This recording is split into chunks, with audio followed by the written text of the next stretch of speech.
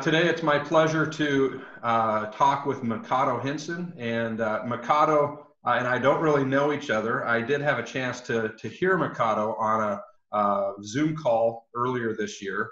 He was speaking and listening in on a South Sound f.c.a. call that was put on by Spencer Crace, one of the coaches at Pacific Lutheran University. And I heard some of his story, and it was just so impactful. I wanted to reach out. And so a little bit of Mikado's experience. He spent 14 years as the University of Houston team chaplain and director of Fellowship of Christian Athletes. Also was able to spend 8 years with the Houston Rockets as a team chaplain. And he's currently since 2014, he's been the director of player development at Texas A&M University. And I put a little reminder for myself today, Seahawks, we're the 12th man, but he is at the home of the original 12th man. And so a little shout out there, and we'll acknowledge that. So without anything further, the first question I'd like to ask is just to have you share a little bit of your background. It could involve parents and grandparents if you think that's important, and how race has really played into that family background and who you are. Yeah, Coach, I appreciate it. And it's an honor to join you. And it's good to have these conversations. And thank God for technology that we can just click on real quick and we can connect from thousands of miles away. But I grew up in a suburb of Kansas City, so I'm a Midwest guy. So contrary to popular belief of anyone watching, I get what Mikado, okay, are you Polynesian? And so no, I'm half black, half white, which is part of my story. I have a Japanese name and I'm from Kansas. So people ask, are you from Hawaii? I'm like, close, Kansas. So a little bit landlocked, but grew up in a town just outside of Kansas City, Olathe, Kansas. And part of the beauty of my story, and I love sharing it, is that I grew up in a biracial home. My parents, my dad's black, my mother's white. They were married in 1971, June 6, 1971. And they just celebrated 49 years of marriage. My dad turned 69 yesterday, so I got to FaceTime and spend some time with him on the phone as he celebrated his birthday. But, part of the beautiful thing about my family is that they got married, my parents, during a time when interracial marriages were frowned upon big time. The pastor who married them, God bless his heart, Dr. Gross, was threatened to be kicked out of his church if he performed their ceremony, so much so that it went to a church vote. So it got that far. Wow. But he didn't balk one bit. He said, this couple loves one another, and I'm gonna officiate their ceremony. So June 6, 1971, there's pictures my mom, I should have sent them to you, but pictures my mom has with her parents, Don and Betty Tower, and then my dad with his parents, Silas and Shirley Mae Hinson. And it's them standing there as a bride and groom and both parents. And here's the beautiful thing about my grandparents is that both sets of grandparents loved the other unconditionally and without reservation. So my mom's parents loved my dad from day one. So it was never an issue that you're dating a black man. Now, there were family members that did not, take kindly to that and kind of stopped talking, disowned, if you will. I don't know if you want to call it that, but stopped talking to my grandparents for allowing my mom and dad, allowing my mom to marry my dad, and really kind of stopped talking to my mom. And it wasn't until after, a period of years, probably 20 years or so, that they finally came around that Carl's not so bad. But my grandparents were amazing people. Both of my grandfathers were in the military. Both of them just hardworking blue collar men. My grandpa Tower was a cabinet maker until he got Parkinson's disease, developed Parkinson's disease, which eventually, after 19 years, took his life of having it.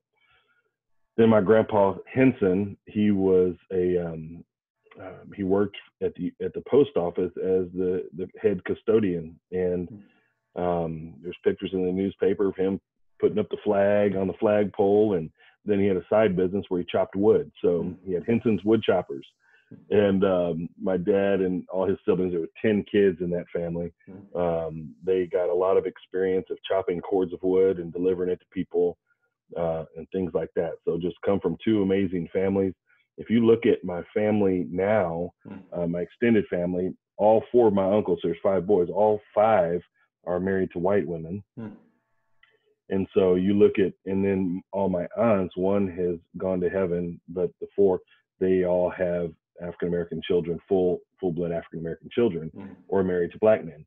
And so you come to my family reunion, it's a blend of people. So we've lived this life. I've lived this life 45 years,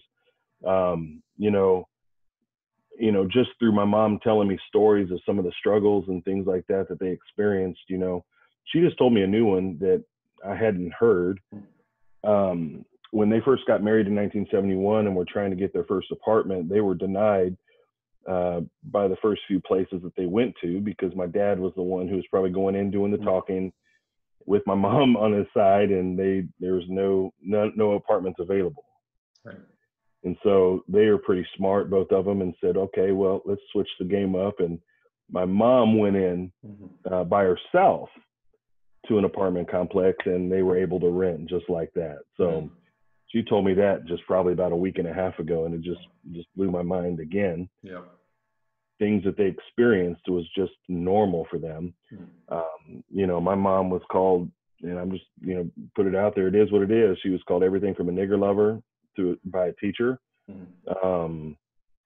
Just various forms of discrimination just through words and actions of people.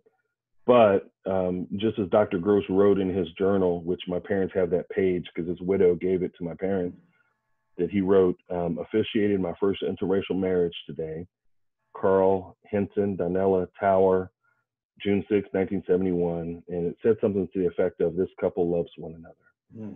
And here they are 49 years. And I will say, because of God's grace, they survived, 20 something years of marriage without Christ being the foundation of their marriage.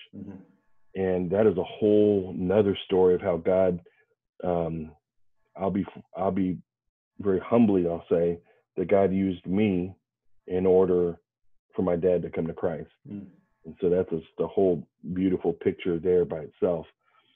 My brother and I, growing up, we were called every biracial name you can ever think of.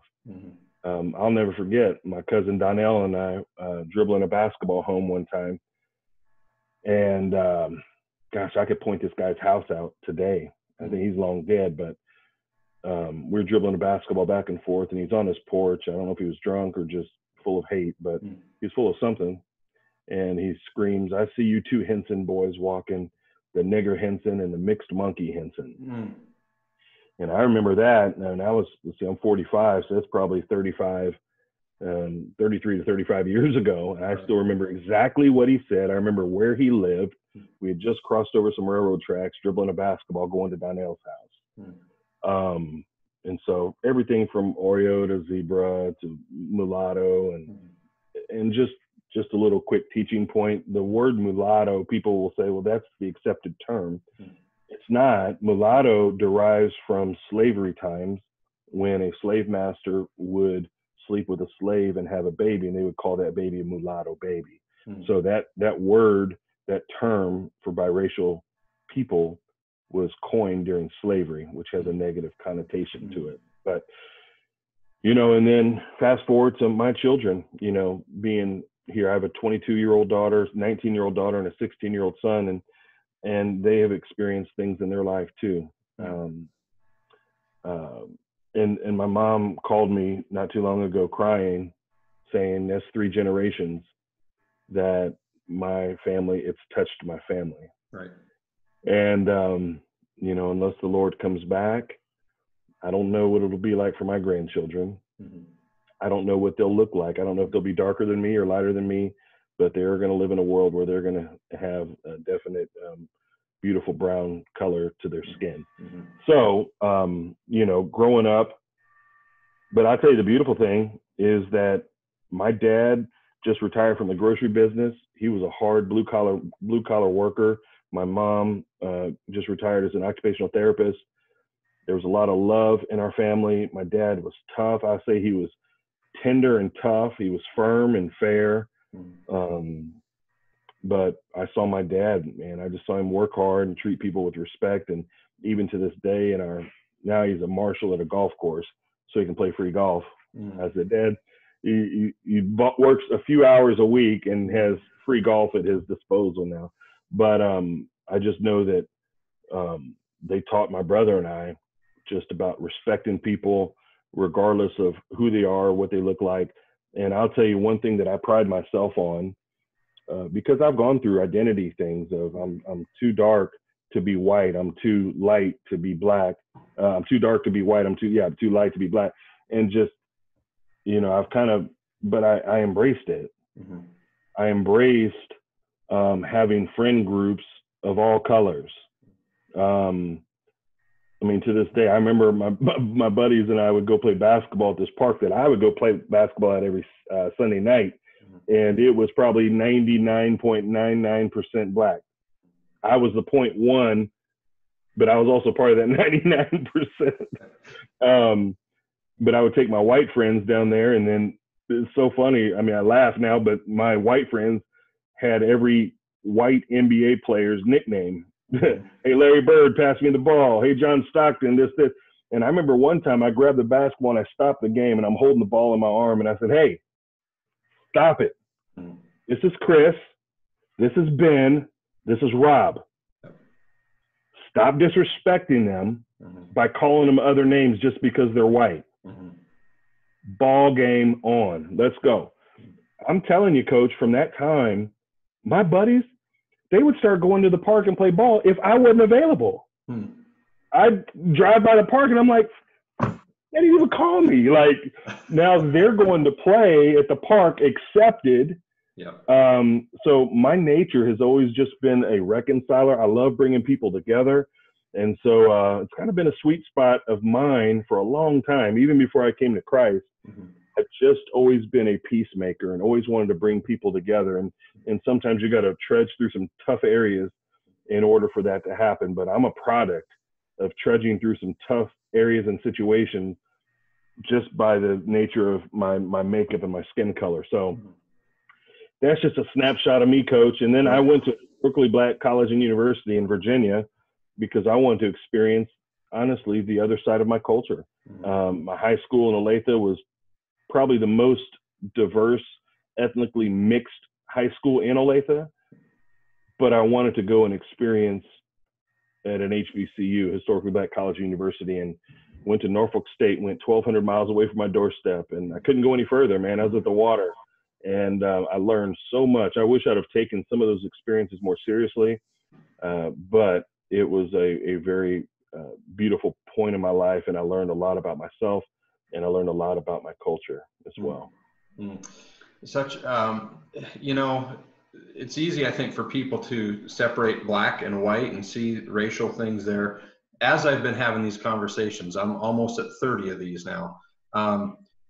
There's been a number of people that have been biracial, or maybe they were adopted by a different race, and the identity piece is so huge. And sometimes people don't even consider people that have some type of a mix in there, and who do they fit with, and so many times I've heard the struggles of just their own identity and who am I, where do I fit, and so even terms like colorism is something that I've become familiar with, like what level of how dark people are and how you're accepted or not. Is there one group that has throughout your life being kind of more accepting of you, and then where do you find your identity now? Well, to answer your question, yes. I think maybe just through my lens, okay, because I felt accepted by all groups of people, just because I've always been told if you want friends, you got to show yourself friendly, right? And so, but I think naturally, the Black community accepted me more. It's not to say that the white community didn't, and I didn't ever feel like I wasn't accepted. But I just think that no matter how light or how dark I am, I will always be viewed by our culture as non-white. So any situation that I go into, any business that I go into, I'm always going to be viewed as a color, you know. And it's sad because I get this a lot. What are you? I still to this day get all the time, what are you? What are you? And outside of me being a smart butt and saying I'm a human being or I'm a man, no, what are you? Someone told me not too long ago, you have to do an ancestry.com. I didn't know this person. And why? Because you say that you're biracial, half black, half white. I promise you're Polynesian. They're telling me what I am. Wow. And they had no idea that they were being offensive and how they were saying it. And they finally said, well, I'm sorry. I said, well, what are you? Well, if it offends you, well, then I'm sorry. That's what I got. And I said, well, just think about answering that question at least weekly all of your life. I said, when's the last time someone asked you what you are? No one has ever done that. My point exactly. Yeah. So I think that if there was ever, I felt like I needed to choose a comfort, or where I felt maybe more accepted, it would have been with Black people. But I say that saying that I've never felt unwelcome by white people.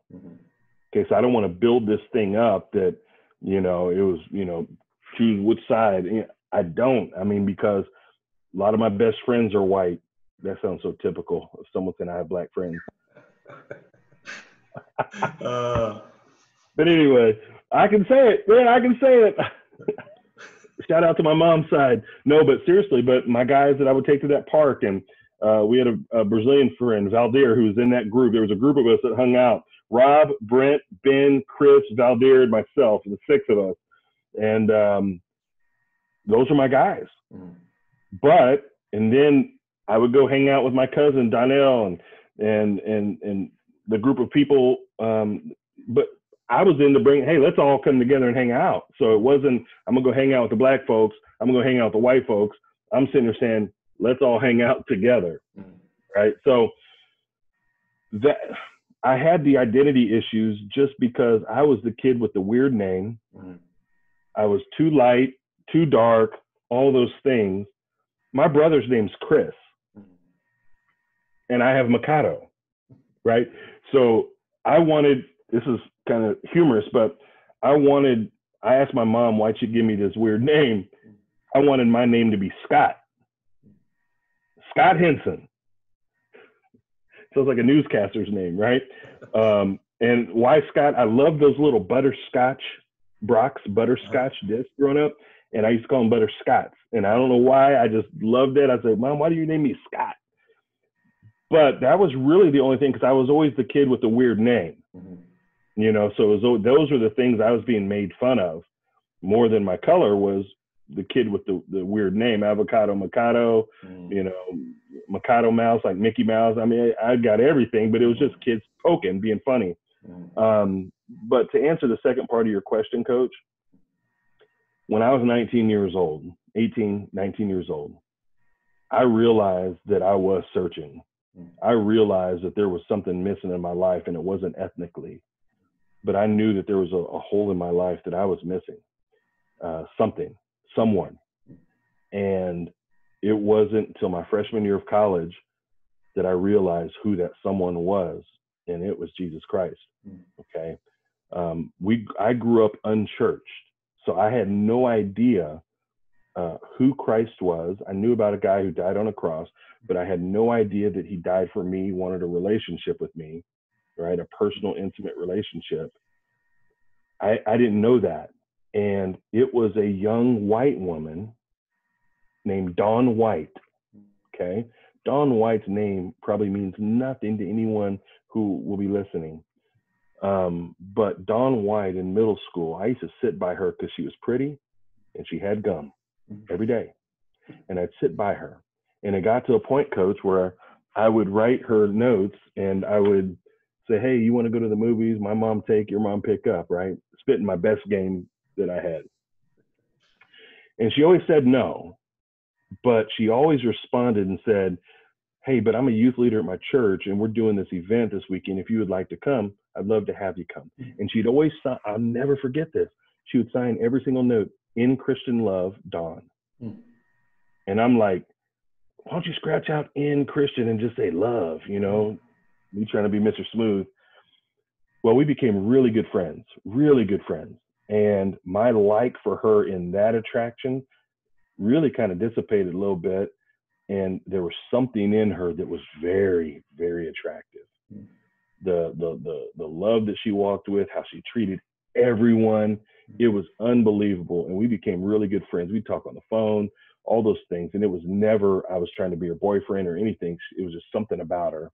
And I remember in high school, she came up to me and said, Mikado, I don't know if you pray. I said, Don, come on, you know I don't pray. She said, but they found a knot on my throat that they think could be cancer. So they're going to go, I'm going to have it, you know, have a biopsy done.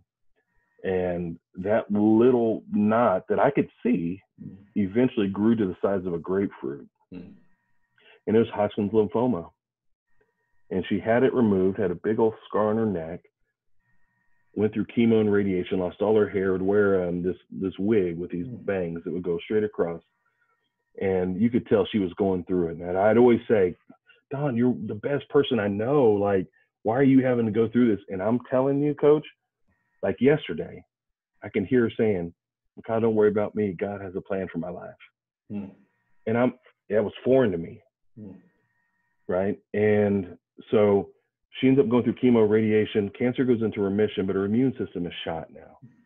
In our senior year of high school, she gets pneumonia and she dies. And she goes home to be with the Lord at 17 years old, senior year of high school. And I remember going to the funeral, looking at her, and just now I'm wrestling with a whole bunch of stuff going on. And I tell people all the time, Dawn White was like Moses to me. She couldn't take me into the promised land, but she really led me to the edge. And God used a Joshua in my life of someone who was going to take me on in. But I tell people all the time, the first person to ever live out their faith and share their faith with me was a young white girl named Dawn White. And Dawn White's name has now, by the grace of God, been preached on your Zoom. It has been preached in Haiti.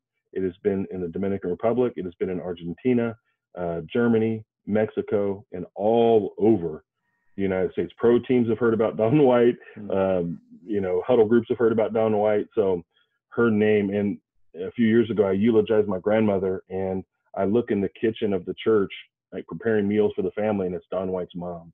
My first time seeing her. And she had heard through my mom and stuff like that, kind of what I was doing. But I looked at her and she looked at me, and we both just started crying. We ran and we hugged. And I said, I just want you to know, your daughter, even though her sand ran out of her hourglass early, God, she lived a full life, and her life is still speaking. And so that's how I came to Christ. So my freshman year of college, I realized I was a sinner. I needed a savior, and I couldn't save myself anymore. So that was when I surrendered my life to Christ, and he became my savior. And it wasn't until a couple of years later that he became my Lord. So that is where I find my identity now. That is also how what I knew back when I was young about my nature to reconcile and bring people together. I know that was already God at work before I even knew him. And that has just grown and developed more. Now, Coach, I don't shy away from tough issues, tough topics. You know, I think that's how we grow, and that's how we get together, not skirting around issues and not, you know, saying, well, I don't want to offend anyone. Hey, the gospel offends. You know, for John 14:6, Jesus says, I am the way, the truth, and the life. Some people say, well, I don't agree. That offends me. Take it up with him. That's his standard, and that offends. And so I know that sometimes we have to wade into tough waters, but my identity, Coach, my foundation is in Christ. Powerful. Thank you. Your role as being a chaplain, a director of player development, it puts you into the hearts and minds and experiences of an entire team. in many teams over the years. What has that taught you? What have you learned about race and our country through some of their experiences? Yeah, I appreciate that. That's a really good question. The one thing that it's taught me is that people are people. It doesn't matter if you grew up in rural America, suburbia, or the heart of the inner city. Situations and circumstances may be different. Family dynamics may be different. But at the end of the day, people are people. And people want two things. They want a lot of things, but they want two things, and it's often two things that they fight and resist against: love and discipline. You've seen that in coaching. I've seen it also, being with some dynamic head coaches and some people. I work for one now, and everyone wants love and they want discipline. It doesn't matter where you're from. It's hardwired in us. But it is oftentimes the one thing that we will fight against the most. We probably still do to this day, you and I, everybody. And so that's the one thing, being a chaplain and working with teams. Also, belief systems. You know, not everyone believes the same thing that I believe. Not everyone believes the same way that I believe. But I will tell you this, the one thing, and I'm not here to beat people over the head with my belief. I want to just live a life of love, as the Apostle Paul talks about. And I think that the biggest thing that we can do is just be a model, be an example, demonstrate love, show love, give love. And that love looks different. It looks different. Doesn't matter what you believe, but, you know, showing tough love, showing brotherly love, showing godlike love. We have to be able to show all different types of love. And working on a college team, we have another added dynamic: high profile scholarship kids and walk-on kids. And it is my job and my calling to treat everybody on the same playing field. I don't care if you come with all these stars. I'm going to love you just the same as if you just walked onto this team. And so that's what I've learned, is that the way I'm going to do my job is I'm not going to judge anyone. I'm not going to judge anyone or try. I do my best, and you're human, but I do my best not to prejudge, which is prejudice, prejudging. And people and what they think, what they believe, how they vote, any of those things. I just want to love people right where they are. And as I tell recruits all the time, I'm going to love you hard when you're hard to love, right? Because I know what that feels like. I know what it's like to receive love when you're hard to love. Yeah. Okay, when you're a knucklehead and doing life on your own terms. And I just want parents to know, and I want kids to know, and I want the current members of our football team to know, and our coaching staff, is that I'm going to love you. I'm called to do one thing, and that's love you. I'm not called to change your heart. I'm not called to change the course of your life. I'm called to love you and put things out there before you, plant seeds, water seeds, put things out there before you that you can make a sound choice and a decision. So the game of football teaches so many valuable life lessons. I mean, you could have kids on an offensive line from all different parts of the country or the world and all different life experiences, but they know we all have a job to do, the tackles, the guards, the center. They know we have a job to do, and that's to protect the quarterback, open up holes for the running back, whatever it is.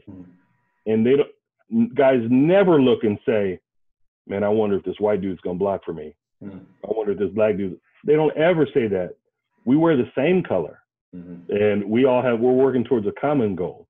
And so that is the beauty of what football, the ultimate team sport, shares. And I just love it. So even off the field, when the helmets are hanging in the locker, man, I had the privilege of officiating a wedding of our starting center. It's been a week and a half ago. But seeing some of the people who were there, his teammates who showed up, and I'm sitting there going, oh, this is beautiful. It's a sea of people, black and white teammates that have come together to say, man, we celebrate you, man, we love you, we support you. And it was such a beautiful thing. And so football teaches so many life lessons in how I coach and how I lead. I have my manual, but it has to come through a demonstration and outworking of what's in here. And this is love my neighbor as I love myself. Who is my neighbor? well, then you can go on to a whole lot of things that Jesus taught on who your neighbor is. And so sometimes your neighbor doesn't look like you, talk like you, believe like you, but you still have a call to love them. Love God with all your heart, soul, mind. Love your neighbor as yourself. And the two greatest commandments. That's right. That's right. And I think we've gotten to a point in our society that we have set things up as idols higher than what God originally intended. And that was for him to have his place on the throne. And then everything else kind of trickles down from there. You know, it reminds me of the Good Samaritan story as well, because who were the people that passed by? Well, it was a religious guy, and the person who stopped was the least likely, because those communities didn't like each other, but he stopped and he cared. And who was the neighbor in that instance? It was the Samaritan, right? That's right. So I'm with you 100%. Our country is dividing and pushing left and right and all these different things. And I believe love and unity and understanding is what truly needs to happen. It's like holding up the magnets, Coach. Yep. You know, some magnets come together and they stick, but then some you try as hard as you can and they just, it's like, well, I'm a magnet, and you try to put them together and they just never come together. Yep. Okay, you say, but one side will say, no, I'm a magnet. Like, I'm doing my job. Well, I'm doing my job. Okay, now come together. And they just can't come together. Yeah. And so I think that, we obviously have a lot of work to do. And yes, the Good Samaritan.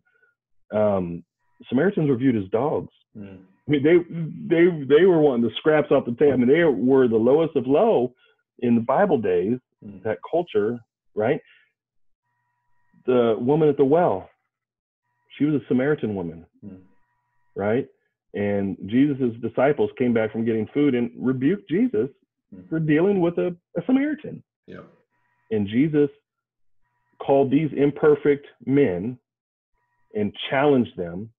And so you thought they even had some prejudged or racist, if you will, views towards a people group. And Jesus challenged them on it. And their hearts obviously changed. Yeah. Let me give you the last two questions. And then if there's anything that you want to close with, you can after that. Okay. What are ideas that you have to move our country forward? It could be, from our legislature, could be from communities, could be from education, but any ideas you have to move our country forward in our racial divide. And then the last one is, what gives you the greatest hope moving forward? Yeah. Well, I think things that we can do, I think we have to really look micro before we go macro, right? We can't look at Washington, D.C. unless you live in D.C. We've got to look locally, all the way down to our communities, our own communities, and how they're made up, what they look like. So voting, obviously very important. Not telling you who to vote for, but register to vote. Let your vote locally and, yes, nationally be heard, but get involved, right? I think that volunteering in our communities in areas that may stretch us a little bit, I think that that's important. If it's nothing more than, and I say this, nothing more, this is a great thing, but even like volunteering for Habitat for Humanity, going help serve someone who maybe has a need, and go volunteer for a great organization like with Habitat for Humanity. Go pick up a hammer and some nails and go help serve a family that is in need. Go to a shelter. Just get outside. I take student athletes on mission trips, and I said, hey, we're going to get from, we've gone to Haiti 4 times and the Dominican twice, and I'm like, we're going to go from here to here, go from our world to see the whole world and what it looks like. And it's something inside you, developing a heart to serve as something in you. You think you're going to do something for, and it gets done to you. And so I think that that's one of the moving forward, some things that we can do is becoming more selfless. We definitely, and I'm gonna throw myself in this. We live in a selfish society. It's a me first. It's a me first, and we see it on social media and all those other things. But I think in order to truly progress and move forward, is if we can jump across the line of selfishness to selflessness, and view others better than ourselves, or treat others the way we would want to be treated. So finding opportunities to volunteer, making sure that we vote, right? Knowing some of the policies and legislations in your own communities, and what people, and here's what I'll say. We got to stop beating our chest about things we're against. You know, we always want to stand up and just beat our chest. Oh, I'm against this, I'm against this. What about things that we're for? You know, what about using some of our energy to celebrate and work towards things that we're for? I would venture to say, and Miles McPherson talks about this in his book, The Third Option, is that we probably have more in common than we really know. And I'm talking across racial lines. I don't even want to say politically. Yeah, I mean, I do, but I'm just saying racially. Right. We probably have more in common than we do not in common with each other.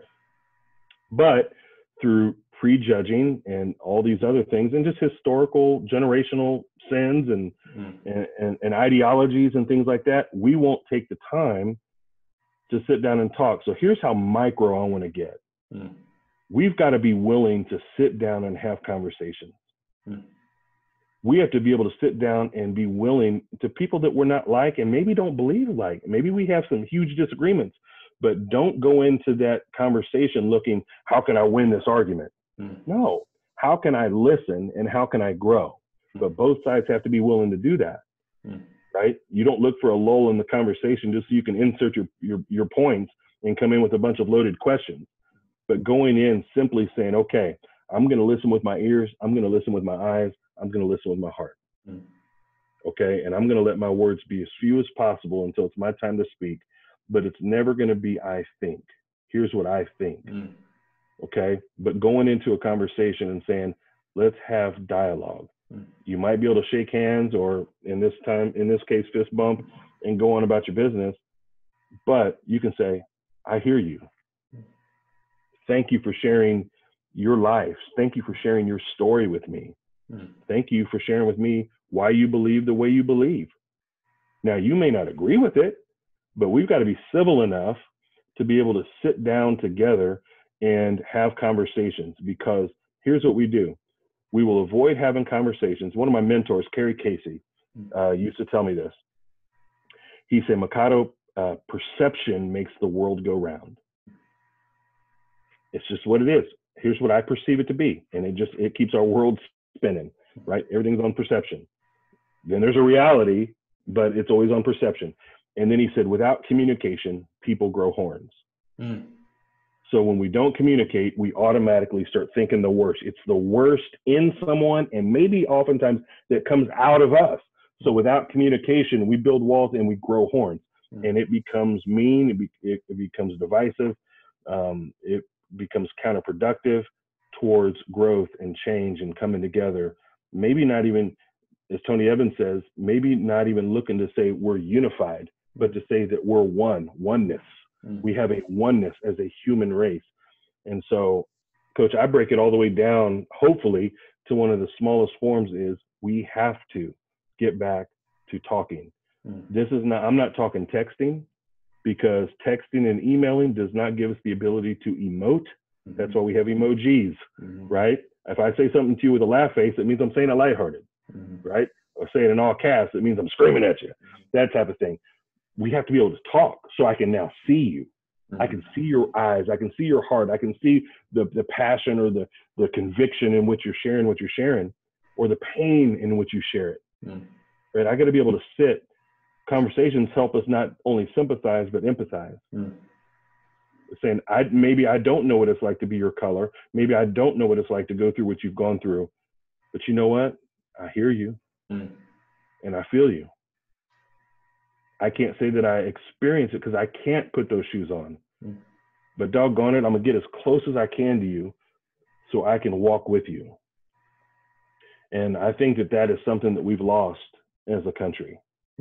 I think from the top down and the bottom up, we've lost it as a country. And everything now is 280 characters through Twitter. It is, through text, those types of things.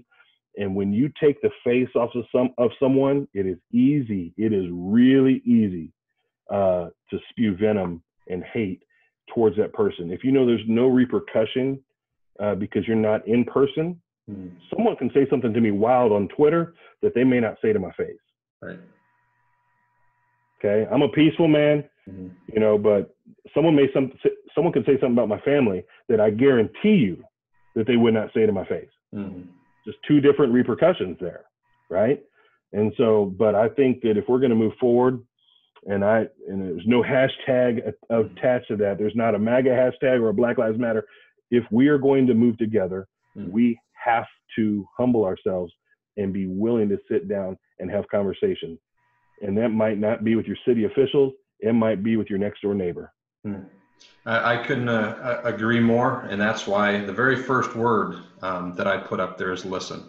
And just to listen with the idea of gaining understanding, not to respond, just to understand. And, you know, Coach, I'll say it like this. I remember I spoke at a church in Conroe, Texas, and my friend is the pastor of the church. And we were talking about, and this is, I won't say before everything happened, but this is before the last few months. This is a few years ago. And he asked me to come and speak on the racial division in our country and things like that. And I love this guy. He's an unbelievable pastor, just a man. He's an unbelievable guy. And it was going to be an interview style. So we're going to be on stage together and just feeding questions back and forth and talking. And I remember and he told me, he said, hey, you know, you've been here before for a men's luncheon. The makeup of my church is going to be like that. I knew it. I knew going in that my wife and I were going to be the only people that looked like us. I knew that going in. But I love this pastor. And I love the Lord enough to go and talk about, you know, these issues and do it in a loving way. And like you just said, this is what spurred the thought, Coach. Seeking to understand, not being understood. And so we started talking, and I gave this example. I said, I live in College Station, Texas, where everyone wears maroon and white. Everyone. It is the majority. So much so that you forget that people are wearing maroon and white because everyone's wearing it. The only way you know that there's something different is someone who walks up with burnt orange on. People in this area of the country, they know that that's the University of Texas. I have no problem with some amazing people at the University of Texas and great friends that are there, right? But if someone in our sea of maroon and white walks up with burnt orange, the natural inclination is to look at them different. Why? Because they are the minority and they look different than the majority. And without even talking to them, knowing their background, anything about them, we could find ourselves demonizing them and saying, ugh, you got on that color. And we don't know anything about them. And we prejudge and we don't take the time to sit down and talk and say, man, he's really cool. Like, he's a good dude. He has substance. She's nice, whatever it is. But it's simply because we see a color that's different than the one that the majority of us have on, and you look different than us. So just out from the front, I look at you differently. And I remember standing up at that church at the end, and I stood up with Pastor Jeff, and I kind of got cheek to cheek with him. And I'm looking at I said, if you guys can't tell from the resemblance, this is my brother. Obviously, I had to be the shorter guy. I had to bend down and I said, so conversations like this are necessary. And if you're sitting there right now and you have a problem with this, and you have a problem with your pastor, just know because he's my brother, you automatically have a problem with me. And if the Bible that I'm reading, you have a problem with God. And I said that to hopefully wake someone up and go, okay, I got to get over these hurdles of how I was raised, where I was brought up, my ideologies. I got to get over these hurdles. And it's only going to come through if we learn to listen. And how do we listen? We listen here and we listen here. And we listen here because over 90% of our communication is nonverbal. So I am going to listen with my ears, but I need to be able to see you so I can really listen to you. Because if I can lock eyes with you, we now have a connection, and I can hear what you're saying. I tweeted this yesterday, Coach, and then I'll stop. I've been watching Martin Luther King Jr. interviews, and I watched an interview he did in 1967, I believe it was, with NBC. And it's a 45, 50-minute interview, or no, maybe 26, 27. I've watched a whole bunch, but I've been watching his eyes. this is a quirky, weird thing about me as a communicator. I'm watching the piercing conviction of his eyes. So I'm literally just, I'm taking notes. Like I have some notes that I was writing down from that, but I'm just looking at him and I'm just seeing just the weight of what he was carrying. But I was watching the conviction, but still there was a warmness. It was something beautiful, but his eyes were telling, and I was feeling it. I was hearing it. I was watching it. And so I think that if we refuse to get together and have conversation, you're like, gosh, I don't know how this is going to go, man. This could go one of a couple ways, man. This could be bad. Well, we've already lost the fight. Yeah. How about we give ourselves a chance to win by coming together and talking and communicating? What do we have to lose? Yep. We have a whole lot to gain. And so that's just kind of how I operate, Coach. All right. Hey, isn't YouTube amazing? I've watched probably almost every Martin Luther King sermon and speech, and amazing. So last thing is, what gives you greatest hope moving forward? And then I'll let you close us out if you have any closing thoughts. Yeah. What gives me the greatest hope, Coach, that just hasn't changed the way Jesus did things. What gives me hope is, as long as we still have breath, God isn't finished with us. It's his will that none perish, right? And so, yes, it is a spiritual issue. So horizontally, we are in the business of living a life of love that will hopefully point people to a Savior who loves them, right? That died for them. And so the reconciliation between God and man, it is still alive and well, and there's still room. In the foot of the cross, we all stand there on even ground. We must all bow down at that. That gives me hope moving forward, right? That the gospel isn't some outdated and archaic way of thinking and believing. The gospel is still real. It is still the good news. Jesus is still amazing, and he still has love, and there's room, right? And so that gives me hope. What also gives me hope is that more people are waking up to the other part of that, and that is loving our neighbors ourselves. More people willing to have courageous conversations and delve into some deep issues and some uncomfortable issues, but knowing on the other side of that, we're going to come out better. Okay. It's the whole analogy of, do you let someone go through with a bulldozer and bulldoze the whole force in front of you and you walk behind it just unscathed? Or do you take that machete and fight through that tough, thick force in front of you, knowing that you're going to have some scars, that you're going to have some marks and things, but on the other side of it, you're going to come out better. That's what gives me hope, Coach, is that I feel that more people are picking up the machete, so to speak, and saying, I'm going to fight through this. I'm not going to try to find a way over, under, or around. There's only one way, and we got to go through this. And how do we go through that? We have to go through it together. That gives me hope. Okay. I'm not looking for 1600 Pennsylvania Avenue to give me hope. I'm not looking there. I have a king, and his name is Jesus. Coach, he gives me hope. Okay. I pray for the leadership of our country. I don't care who's in office. Right? I pray for the leadership of our country, regardless if I agree or disagree. That doesn't matter. I've been called to pray for the leadership of our country nationally and locally.